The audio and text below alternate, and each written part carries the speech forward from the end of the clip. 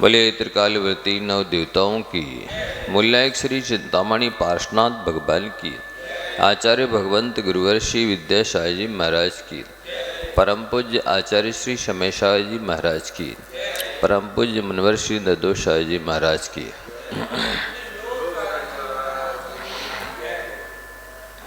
कल प्रसंग चला था कि मनुष्य को अनेक रोग घेरते हैं, अनेक बीमारियां हो जाती हैं,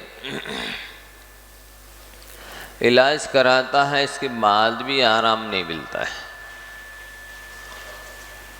बल्कि वो दवाइयां रिएक्शन कर जाती है या फिर वो दवाइयां काम ही नहीं करती और हो सकता है उल्टा रोग बढ़ता है। दवाई जैसे जैसे खाते हैं रोग बढ़ता जाता है। ऐसा क्यों होता है? तो जो व्यक्ति वैद्य है या डॉक्टर है, रोगियों की सेवा नहीं करता, केवल बिजनेस पर्पस रहता है, धन कमाने का उद्देश्य रहता है। सामने वाला रोगी स्वस्थ हो जाए, दुखी जीव सुखी हो जाए, ऐसा भाव नहीं रहता। अब जिस समय उसकी डिस्पेंसरी खुली है उसी समय रोगी जाए तो देखेगा, अन्य समय कह देगा नहीं हमारा समय खत्म हो गया, अब कल आइए। अब कल तक वो रोगी बचे चाहे नहीं बचे, कल तक उसे कितने रोग की पीड़ा झेलनी पड़ेगी ये कहा नहीं जा सकता।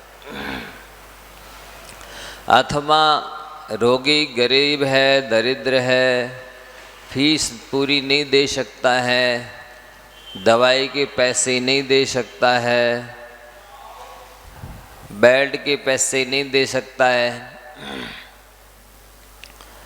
तो उसको वो भर्ती करेगा ही नहीं, इलाज करेगा नहीं, देखेगा नहीं। पूरे पैसे लाओ पहले, तब एडमिट करेंगे, तब चेकअप करेंगे, तब दवाई देंगे।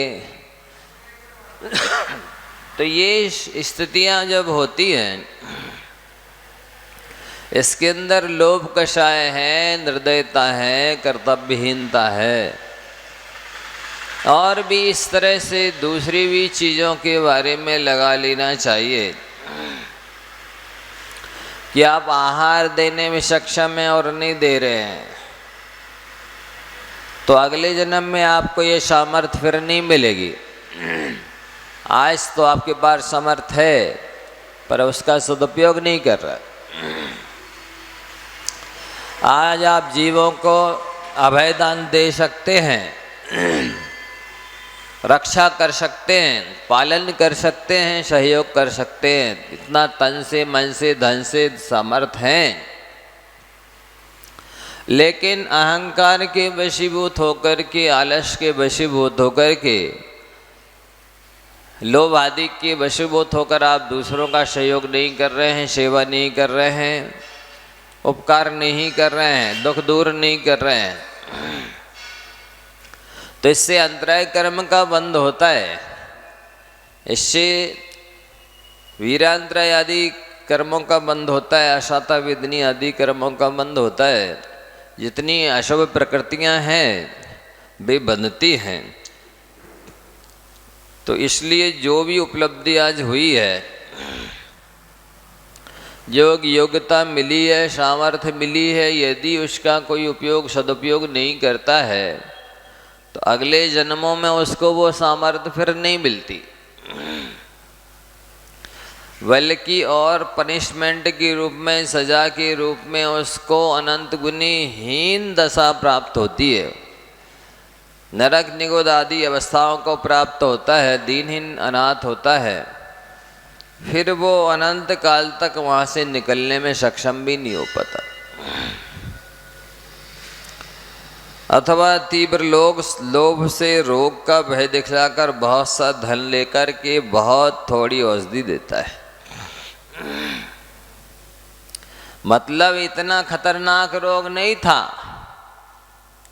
ऐसी बीमारी नहीं थी जितनी डॉक्टर ने लोभ के वशीभूत होकर के बता दी।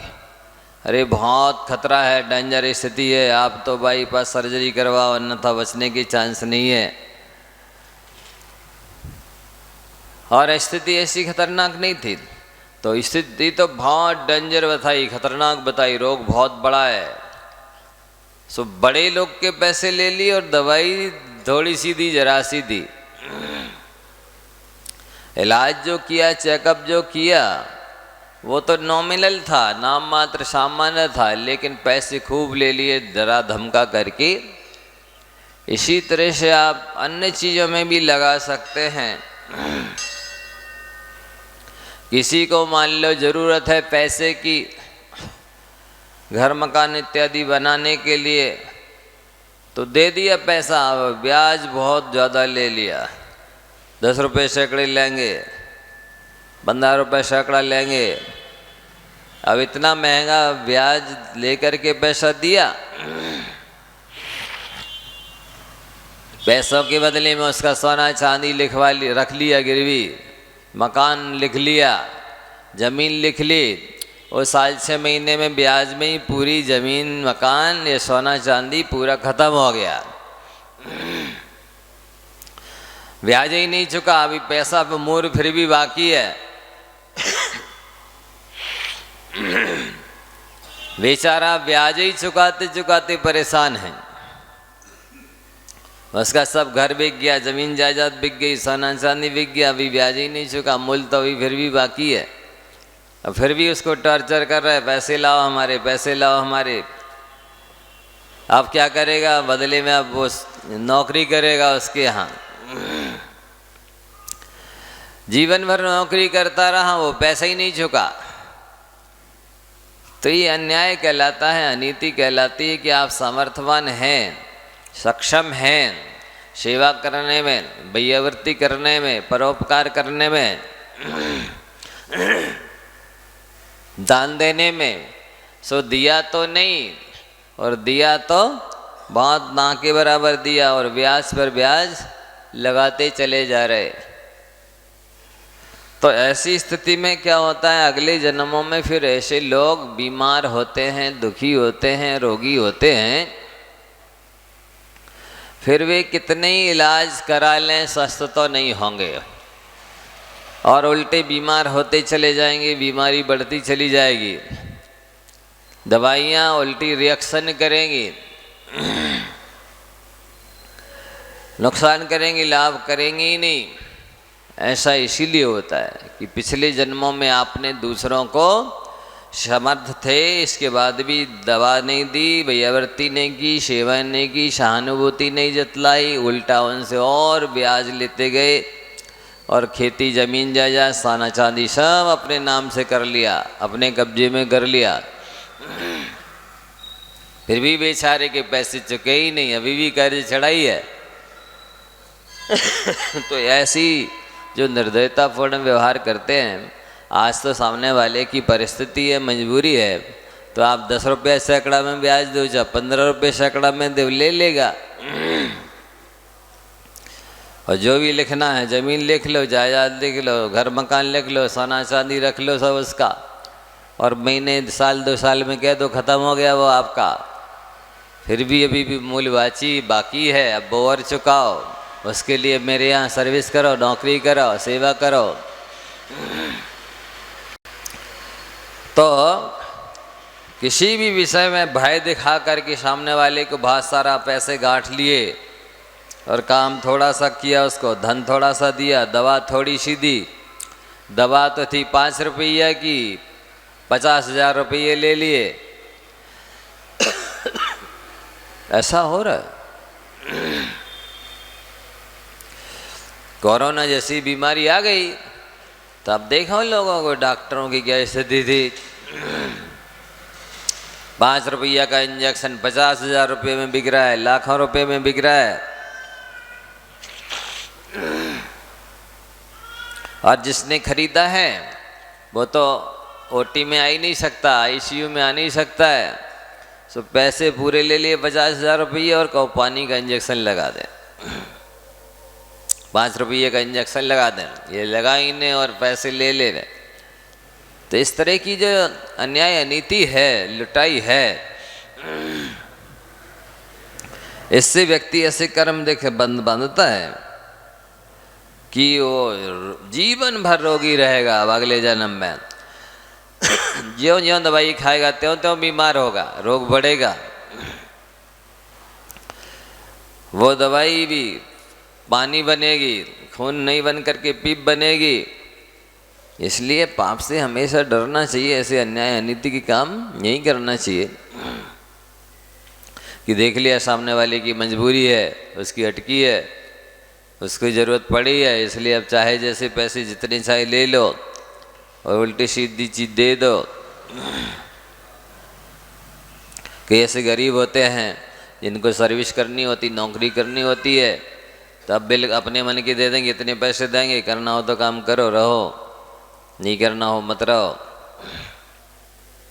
उनकी ज़रूरत गरज पड़ती है तो वो रहते हैं बेचारे, काम बहुत ज़्यादा लेते हैं, पैसे बहुत कम देते हैं, नाश्ता भोजन भी नहीं देंगे, कपड़े भी नहीं देंगे, आवास भी नहीं देंगे। आपको काम भी करना है, कम पैसों में भी करना, और ये सब कोई सुविधा भी नहीं मिलेगी। तो ये लिख रहे हैं कि जो पुरुष वैद्य है या कोई भी चीज़ में धन में समर्थ है और वो रोगियों की सेवा नहीं कर रहा है, जो दीनहीन अनाथ हैं, असमर्थ हैं, वृद्ध हैं, बीमार हैं, उनकी सेवा नहीं कर रहा है, कर सकता है। बल्कि कई बार ऐसे उल्टे और सुना जाता है, हाँ जैसा किया सो भोगो, हाँ जैसा किया है सो भोगो। वो तो किया जैसा सो भोगेगा ही, लेकिन आपका उसके प्रति कर्तव्य क्या है, आपका उसके प्रति फर्ज क्या है, आप क्या कर रहे हो? आप नहीं भोगोगे आगे चल करके जो वर्तमान में कर रहे हो। पिछला थोड़ा अच्छा किया है इसलिए अनुकूलता मिली है, तो उसका आप दुरुपयोग कर रहे हैं। तो ऐसी अनेक तरह से विपत्तियां और परेशानियां आती हैं कि ज्यों ज्यों उसको दूर करो त्यों तो बढ़ती चली जाती है। एक बेतिया ठीक करो, एक हाथ टूट जाता है, 100 बचाओ 1000 का नुकसान हो जाता है। ऐसा क्यों होता है? इसी वजह से होता है कि पिछले जन्मों में आपने 100 के 1000 लिए, तो 100 कमाओगे, 1000 का नुकसान होगा। पिछले जन्मों में सामर्थ्य मिली थी, आप दवा कर सकते थे, सेवा कर सकते थे, लेकिन नहीं की। हम क्यों करें? हम क्या किसी की ना करें? तो ये तो कोई उत्तर नहीं होता है। ये तो तानाशाही है, ये तो अहंकार है, ये तो आलस है। तो ऐसा नहीं होना चाहिए, इसीलिए उनके साथ ऐसा होता है। फिर अगला प्रश्न है कि गर्भपात होने का कारण क्या है? तो जिस किसी स्त्री ने अपने बाद दूसरे के पुत्र को गर्भ में ही मार दिया, होता है ऐसा। आज देखिए आप, छोटी सी अल्पवय में अवैध गर्भ रह रहे हैं और गर्भपात करवा रहे हैं। अब गर्भपात करना, कराना, अनुमोदना करना सब बराबर है। तो ये वैसे के लोग में कई तो डॉक्टर्स लोग लड़का है गर्भ में तो लड़की बता दी, ऐसा हो रहा है तो गर्भ में लड़का, उन्होंने चेकअप करवाया, क्या है? हाँ लड़की है, नहीं तो इसको गिरा दो, हमें नहीं चाहिए। वो लड़का था, गिरा दिया। इसने भय से या आलस्य का गिरवाया, उसने लोभ से गिरा दिया। ये महापाप है, महाधर्म है। एक दीनहीन अनाथ जीव है, असहाय प्राणी है, गर्भ में है, निरपराध है, आप उसको गिरा रहे। किस तरह से एक एक अंगो पांग को काट काट के निकाला जाता है गर्भ में से, कैसे उसको सिर को फोड़ा जाता है, फोरसेप को, इतनी पीड़ा। और वो डरता है उन उपकरणों के पास में, जैसे आते हैं काटने फोड़ने के लिए, तो घबराता है, डरता है। लेकिन निर्दयी लोग, लोभी लोग इस तरह से टुकड़े टुकड़े करके, ये जो बड़े बकरे और मुर्गों इत्यादि को काटते, एक तो एक झटका में मार डालते हैं। उसके भी अलग अलग विधि विधान है उनके, कोई तड़फा तड़फा के मारेंगे, कोई एक झटके में मार डालेंगे। लेकिन गर्भ में तो एक गूंगी चीख और शांत कोलाहल, उस फिल्म में सारी स्थितियां गर्भपात की दिखाई गई है, किस तरह से जीव को जी डॉक्टर्स लोग मारते हैं। एक एक अंग अंग को काट काट के निकालेंगे। कितना भयानक पाप है। कत्ल खाने से भी बड़ा कत्ल खाना तो ये है, महापाप। और जो ऐसा करते हैं उसके पहले से ही उनके भाव चलते रहते कि नहीं हमें गर्भ गिराना है, हमें नहीं चाहिए, हमें नहीं चाहिए, हमें नहीं चाहिए, कब गिराएं कब गिराएं। तो इससे ऐसे कर्मों का बंद करते हैं कि वे सम्मूर्छन लब्ध पर्याप्त जीव होते अगले जन्म में। ऐसे पाप बांधते हैं कि एक अंतर्मुहूर्त में 66,336 बार जन्म ले लेंगे 48 मिनट के भीतर, और 66,336 बार ही मरण कर लेंगे। उस 66,336 में 66,132 एक इंद्रिय के भाव रहते हैं, और 2 इंद्रिय के 80, 3 इंद्रिय के 60, 4 इंद्रिय के 40, 5 इंद्रिय के 24, इतने भाव धारण कर लेता वो 48 मिनट के भीतर। संसार में यदि कोई कष्ट है, सबसे बड़ा भय है, तो वो है, कष्ट होता है जन्म लेने का और भय होता है मरण का। कष्ट कब होता है सबसे ज़्यादा? जन्म लेते समय। और भय कब होता है व्यक्ति को? मरते समय। तो ये दोनों ही चीज़ें उस जीव को झेलनी पड़ती हैं। एक अंतर्मुहूर्त में 66,336 बार जीव जब वो मरेगा तो 24 घंटे में कितने बार जन्म मरण कर लेगा बताओ? ये कैलकुलेशन करना पड़ेगा, अरबों की गिनती में आ जाएगा। 24 घंटे में अरबों बार जन्म ले लेगा और अरबों बार मरण करेगा, और वही जन्म का सबसे ज़्यादा कष्ट और मरण का सबसे बड़ा भय उसको भोगना है हर बार। और एक दिन नहीं होना ऐसा, कितने सागरों पर्यंत ऐसा होता रहेगा। आप देखिए ऐसे निगोदिया अनंत हैं जो निगोद में ही पड़े आज तक, उनको दृश्य पर्याय मिली नहीं, और वो 66,336 बार जन्म मरण कर रहे हैं निगोद में एक अंतर्मुहूर्त में। तो अनादिकाल से करते चले आ रहे, अभी भी कर रहे हैं, आगे भी कोई ठिकाना नहीं है कब तक करते रहेंगे।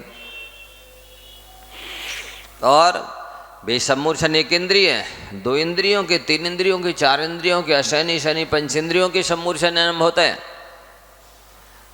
सम्मूर्छन मतलब यहाँ वहाँ की परमाणु मिलकर के शरीर की रचना हो जाना। तो इस जीव का बार बार जन्म मरण क्यों होता है आप सब समझ लीजिए। बार बार जन्म और मरण का कारण है जीवों को पीड़ा पहुँचाना, जीवों की हिंसा करना, जीवों को कष्ट देना, असमय में जीवों को मार डालना। और ये सब असंयम में पंचेंद्रिय के भोगों में यही होता है। जिसको फैसिलिटी चाहिए, सुख सुविधा चाहिए, पंचेंद्रिय के भोग चाहिए, उसको तो 5 पाप करना पड़ते, अकेले हिंसा ही नहीं, 5 पाप करना पड़ते, तब 5 इंद्रियों के विषय भोग प्राप्त होते हैं। और 5 इंद्रियों के विषयों में जीवों की अनंत जीवों की हिंसा हो जाती है। तो आपने अपनी इंद्रिय के भोगों को भोगने के लिए जो हिंसा की है ना, अब आपका अनंतों बार जन्म मरण होगा। क्योंकि जन्म मरण मिटाना है तो आपको पूर्ण दया पालनी होगी, पूर्ण अहिंसा पालनी होगी। जब तक आपके निमित्त से जीवों को कष्ट होता रहा, जन्म मरण होता रहा, तब तक आपका जन्म मरण मिटने वाला नहीं है। ये पक्का सिद्धांत है, नियम है। इसलिए यदि आप जन्म मरण मिटाना चाहते हैं तो संयम ले लो, प्रतिमा ले लो और दया पालो। एक एक क्रिया को उन्होंने लिखा स्पष्ट भगवती आराधना में कि निर्दोष चारित्र का पालन किए बिना चारित्र मोहिनी का क्षयसम होता नहीं।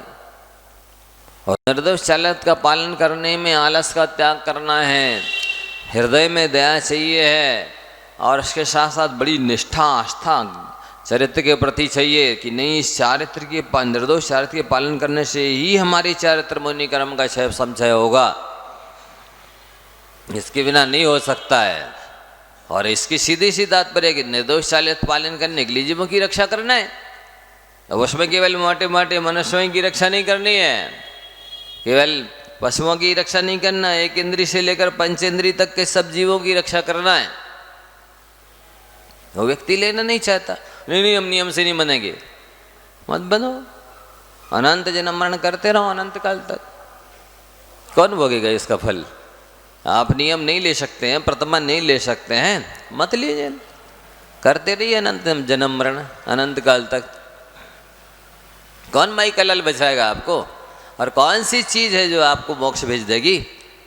दया ही एक ऐसा साधन है, अहिंसा ही एक ऐसा व्रत है जो इस जीव को मोक्ष भेज सकता है, जन्म मरण से बचा सकता है, दुखों से बचा सकता है। अन्यथा जो जन्म का सबसे बड़ा कष्ट और मरण का सबसे बड़ा भय, ये तो आपको भोगना ही है। तो जिस किसी स्त्री ने अपने बाद दूसरे के पुत्र को गर्भ से मार दिया, अब अपना गर्भ गिरवाना अपना और डॉक्टरों को गिराना, तो यही तो हुआ, अपना मारो चाहे दूसरे का मारो, बराबर है। मतलब ऐसा नहीं है कि जो गर्भपात करा रहा है उसी को 66,336 बार अंतर्मुहूर्त में जन्म लेने पड़ेंगे, 66,336 बार मरण करने पड़ेंगे। केवल गिराने वाले की नहीं है, जो डॉक्टर लोग गिरा रहे हैं उनकी भी यही दशा होने वाली है।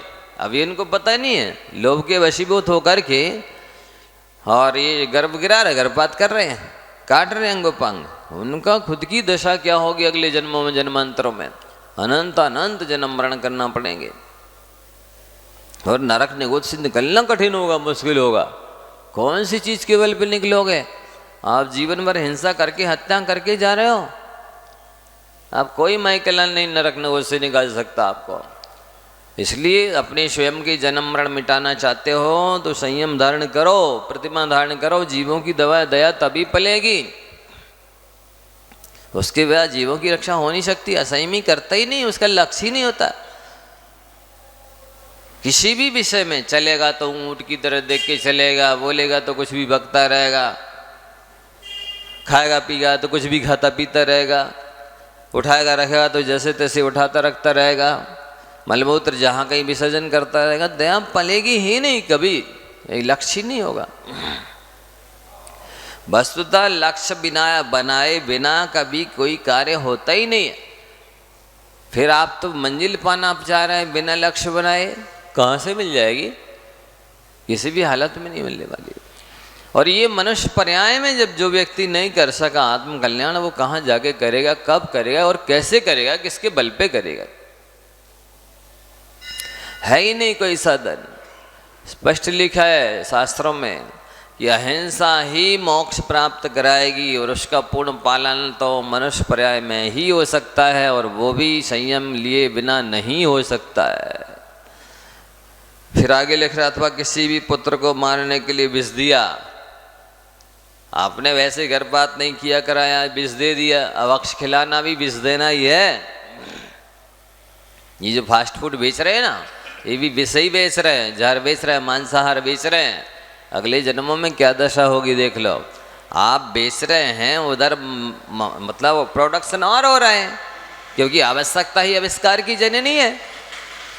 जितना ज़्यादा आप खपत करेंगे उतना ज़्यादा बनेगा वहाँ। तो ये भी एक प्रकार से फास्ट फूड बेचना, जहर बेचना है और मांस बेचना है। इसमें भी ऐसा कितने कत्ल खाने चल रहे हैं, भारत की गिनती करो, हजारों की, मतलब 4-5 हजार कत्ल खाने होंगे पूरे भारत में। अब आप देख लो उसमें कितने मुर्गी, कितने सुअर, कितने बकरी, कितनी गाय भैंसें कट रही हैं प्रतिदिन। सूर्य की उदय होते होते तो सैकड़ों हजारों कट जाते हैं। और उन सब जानवरों का इनमें किसी में बसा, चर्बी, हड्डी, क्या क्या अवशेष मिलाए जा रहे इन फास्ट फूडों में, और केमिकल रसायन मिला रहे, सब वो जहर है। तो फास्ट फूड तो इनडायरेक्ट में मांसाहार है और इनडायरेक्ट में स्लो पॉइजन है, जहर है। ये जो बेच रहे हैं वे भी एक प्रकार से जीवों की हत्या ही कर रहे हैं, हिंसा कर रहे हैं। तो अगले जन्म में ये लिख ही रहे।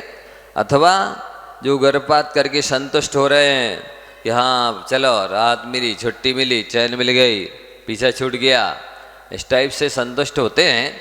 एक में अनेकों का हाथ होता है, केवल स्त्री का ही नहीं, उसमें भी पति की भी अनुमोदना है और परिवार की भी है, और अनेक कितने लोग निमित्त बन जाते हैं। डॉक्टर्स हैं, नर्सें हैं, और क्या क्या कितने लोग सहयोगी बनते हैं। ये सब उस पूरे पंचेंद्रीय मनुष्य के मारने के भागीदार होते हैं। मर्डर कर रहे हैं, हत्या कर रहे हैं, हिंसा कर रहे हैं, शिकार कर रहे हैं, सारे 5-7 व्यसन कर रहे हैं, 5 पाप कर रहे हैं, 4 कषाएं तीव्र हैं ऐसे लोगों के कीटनाशक दवाइयाँ बेच रहे हैं, फटाका बेच रहे हैं, ये सब संगी पंचेंद्रीय जीवों के मर्डर कर रहे हैं, हिंसा कर रहा है। कैसी अहिंसा परमो धर्म में आपका, कैसी दया है? कैसे छान के पानी पी रहे हो? पानी छान छान पी रहे, पानी पे में छान छान बड़े जीवों को मारे जान जान। कैसी दयालु हैं ये, कैसे जैन है, कैसी धर्मात्मा है जिनके अंदर इतनी दया नहीं है? हाँ, कीटनाशक दवाइयाँ हैं और फटाके हैं और अनेक तरह की हिंसा के, ये सब माचिस बेच रहे हैं। इसमें क्या है? माचिस काम आती, किसके काम आती बताओ? आग लगाने के, जीवों की हिंसा करने के काम आती है। ये सारी चीज़ें बेचते हैं, विवेक ही नहीं है। हमें तो कोई भी सब आइटम रखना, ग्राहक आए बस लौट के ना जाए, सारी आइटम मिलना चाहिए। तो ये क्या है? आपका लक्ष्य केवल पैसा कमाना है, धर्म की तो और ध्यान ही नहीं है, लक्ष्य ही नहीं है आपका। तो ऐसे जीव अगले जन्मों में 66,336 जन्म मरण एक अंतर्मूर्त में करते हैं। 45 मिनट में मान के चलिए ज़्यादा हाईएस्ट समय जो होगा 45 मिनट में 66,336 बार जन्म लेंगे और उतनी बार मरण करेंगे। अब जब 45 मिनट इतनी स्थिति हो रही है और अनंत काल उनको वहीं पड़े रहना है, हम निकलने का कोई चांस नहीं, कोई अवसर नहीं, कोई निमित्त साधन नहीं है। किसके बल पर निकल के आएंगे? मनुष्य बनेंगे, पंचेंद्री बनेंगे, जैन बनेंगे, कहाँ से आएंगे? कौन निकालेगा? ऐसे भाव ही नहीं कर रहे कि जिससे दोबारा मनुष्य पर्याय मिले, ऐसे भाव ही नहीं पड़ रहा है जिससे दोबारा उच्च कुल मिले, ऐसे भाव ही नहीं कर रहा है जिससे दोबारा कभी चरित्र को अंगीकार करने की योग्यता क्षमता मिले। ये स्थिति हो रही है, नाम मात्र के जैन रह गए, ऐसी स्थिति है। कोई भी व्यापार करने तैयार है, कोई भी काम करने तैयार है, कहीं भी सर्विस बिजनेस करने तैयार है, कोई भी कुकर्म करने तैयार है। इसका परिणाम क्या होगा? नास्तिक हो रहे हैं जिनको पुण्य पाप पर विश्वास नहीं है, स्वर्ग नरक पर विश्वास नहीं, वे तो नास्तिक हैं। अरे मिथ्या दृष्टि से भी और खतरनाक होता है नास्तिक। मिथ्या दृष्टि ही अनंत संसार का कारण है, अनंत संसारी है।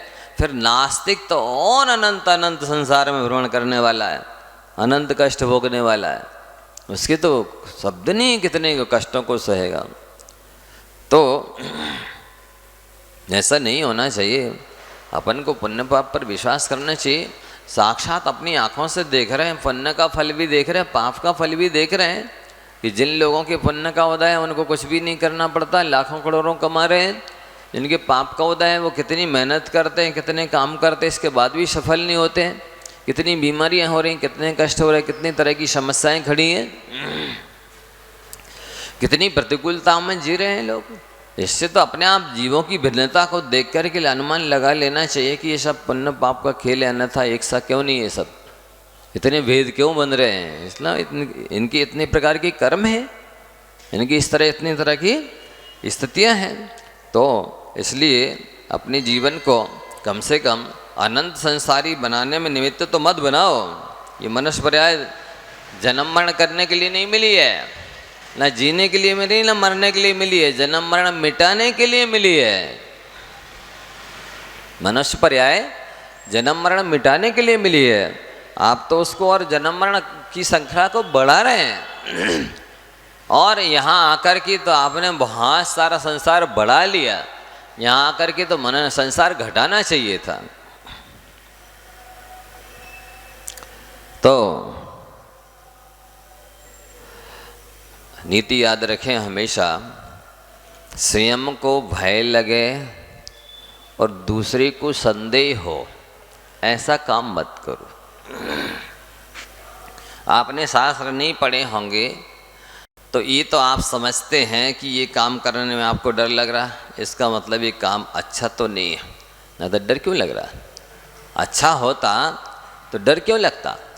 ये तो पशु भी समझता है। यदि कुत्ता स्वयं आपके पात्र में से रोटी उठा ले तो वो वहाँ बैठ के नहीं खाएगा, कहीं दूर एकांत में ले जाके खाएगा। और आप अपने हाथ से डालो रोटी, फिर वो वहीं बैठ कर के खाएगा। इसका मतलब है कि वो भी समझ रहा है कि ये मैंने चोरी की है, पाप किया है, इसलिए मैं यहाँ नहीं रुकना चाहिए, नहीं तो पिट जाएंगे, लेकर चलो, भाग चलो। तो इसलिए आप सबको समझना है कि आप यदि कोई काम कर रहे हैं और भय लग रहा है और दूसरे को संदेह हो रहा है तो इस काम से आप बचें। यद्यपि शुद्धम लोक विरुद्धम ना करणीयम ना चरणीयम, शुद्ध भी होवे लेकिन लोक विरुद्ध होवे तो वो कार्य नहीं करना चाहिए, आचरण में नहीं लाना चाहिए।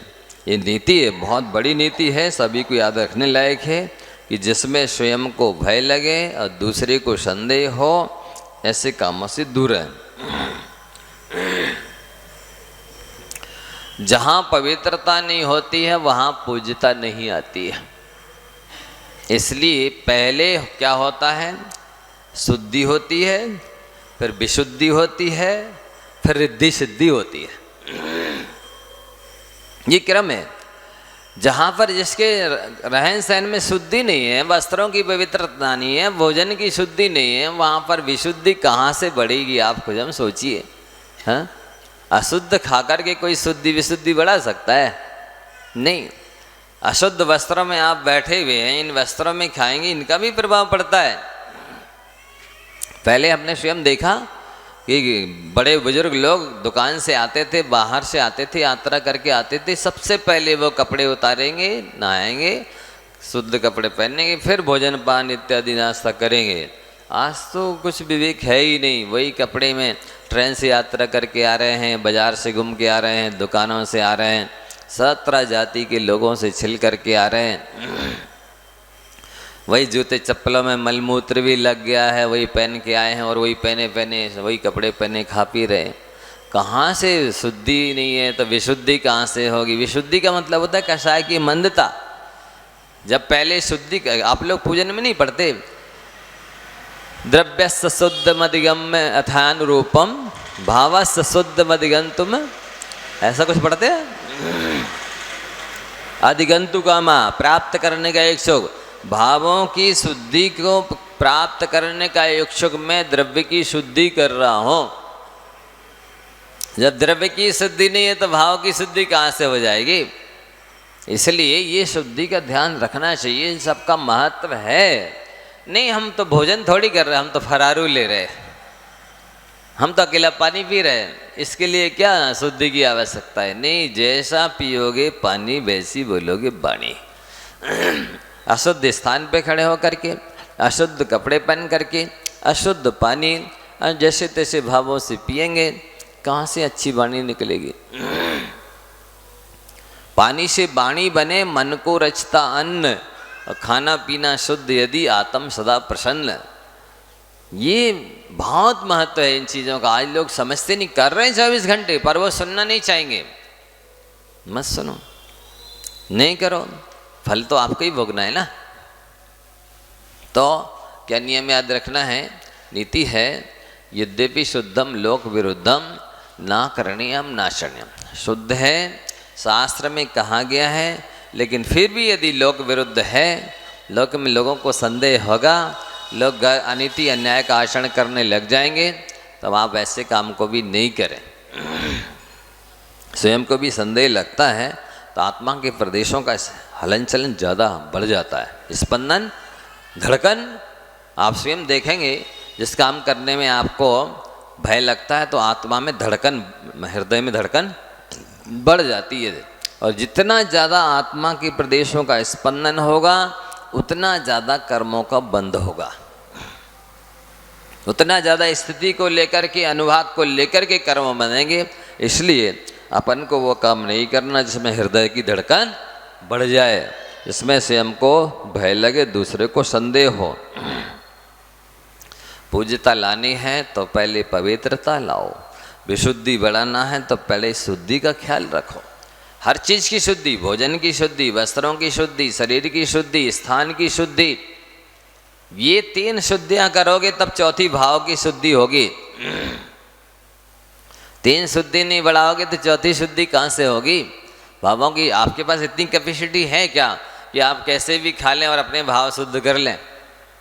हर चीज़ को आपके पेट में जाके शुद्ध हो जाए, आपके भावों को पवित्र करने में सक्षम ना हो, ऐसा है ही नहीं। क्योंकि शक्तियाँ, उपादान क्षमता कमज़ोर है, घटिया पुण्य है सबका। ऐसा क्वालिटी का फर्स्ट क्लास थोड़ी पुण्य है कि आप पर वो प्रभाव न डाले। जैसे रिद्धिधारी मुनिराज होते हैं ना, उनके हाथ में आप रूखा सूखा ग्रास डाल दो, लेकिन उनको यदि रिद्धि है तो ऐसा लगेगा कि जैसे वो पूड़ी खा रहा है, ऐसा लगेगा जैसे लड्डू खा रहा है, मीठा खा रहा है। अपने आप वो हाथ में जाते ही, ये तो खुद के अनुभव की बात है।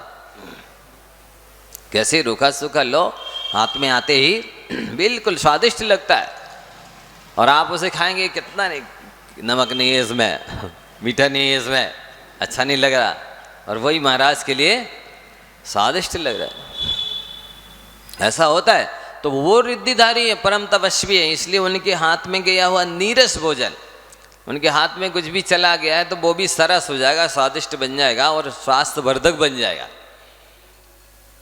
आपकी तो ऐसी तपस्या है नहीं, ऐसा त्याग है नहीं, आपके पास तो ऐसी रिद्धि सिद्धि है नहीं।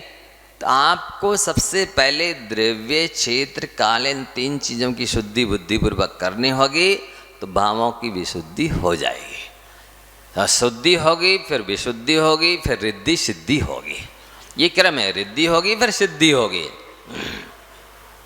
अब वो है ही नहीं तो कहाँ से विशुद्धि होगी, कहाँ, जब विशुद्धि नहीं होगी तो कहाँ से सम्यक दर्शन होगा, कहाँ सम्यक ज्ञानावरण क्रम का शैवसम होगा, कहाँ चारित्रमुनि क्रम का शैवसम होगा, कुछ भी नहीं हो सकता। इसलिए इस क्रम को याद रखें। और समय तो अब वस्तुतः चूँकि हुंडावसर्पणी काल है, दुखमा काल है, पंचम काल है, तो ये समय तो रोज रोज शकुनी जैसे नए नए पासे फेंकेगा। नहीं समझे? समय तो रोज रोज शकुनी जैसे नए नए पासे, विचित्र विचित्र पासे फेंकेगा। जैसे शकुनी के अंदर ऐसी कला थी कि वो बदल बदल के पासे फेंकता था, और पांडव जैसे महापुरुषों को भी उसने हरा दिया। तो इसलिए आपको बहुत सावधान रहने की ज़रूरत है। आप जिस किसी भी बहाव में नहीं बहें, आज जिस किसी से प्रभावित नहीं होवे, आप स्वयं आदर्श बने, दूसरे के लिए प्रेरणा स्रोत बने, दूसरे के लिए मार्गदर्शक बने। ऐसा ना हो पिछलग्गू बन जाएं, दूसरे के आर्डर आदेश निर्देश के अनुसार चलने लग जाएं। ऐसा करने से आपका कल्याण नहीं होगा। स्वयं को अच्छा एक मार्गदर्शक बनाइए, स्वयं को अच्छा एक नेता बनाइए, स्वयं को अच्छा एक आइडल आदर्श बनाइए। अब आप ये समझें कि हम किसी से देखकर सीखेंगे, वो ज़माना अब नहीं है। आपको शास्त्र से पढ़ करके, विशिष्ट संत साधुओं की संगति करके सीखना होगा, संस्कार और संगति लेनी होगी, तभी कहीं आपका भविष्य उज्जवल हो सकता है।